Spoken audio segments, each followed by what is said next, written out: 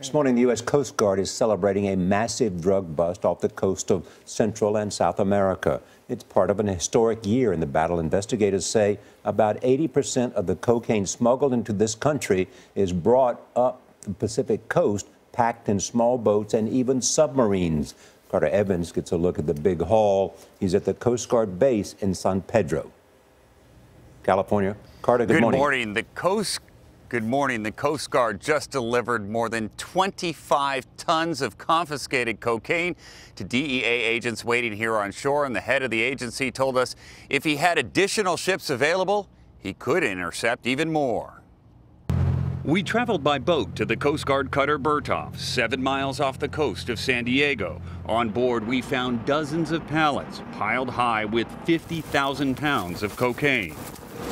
The Coast Guard crew spent the last 3 months chasing down drug smuggling boats off the coast of Central and South America, including this makeshift submarine. The boarding team pried open the hatch and found more than $200 million of cocaine stashed inside. And the more resources we can apply, the more we can stop, absolutely. Laura Collins is captain of the Coast Guard cutter. What's it like when you get that intel and all of a sudden you get eyes on one of those semi-submersibles? It's thrilling. I mean, it's just completely exciting. It's exactly what we train for. It's exactly why we wear the uniform. So it's kind of like everything coming together. It feels great.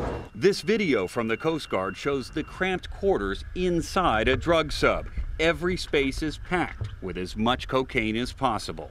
This is what $750 million worth of cocaine looks like, and that's just wholesale value. On the street, it's worth a lot more. It's been a record year for the Coast Guard. Working with the military and U.S. Customs, they've seized more cocaine in the Pacific than the last 3 years combined.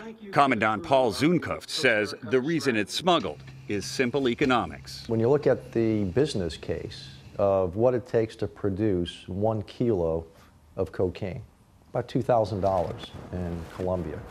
That same kilo sells for $25,000 here in the United States. Afuera! Afuera! When the smugglers are caught, the Coast Guard says they rarely put up a fight, and so far they've arrested nearly 700 of them. Well, most of the cocaine and smugglers actually are going to be prosecuted here in the U.S. As for the cocaine, some is going to be kept for evidence. The rest will be incinerated at a secret location.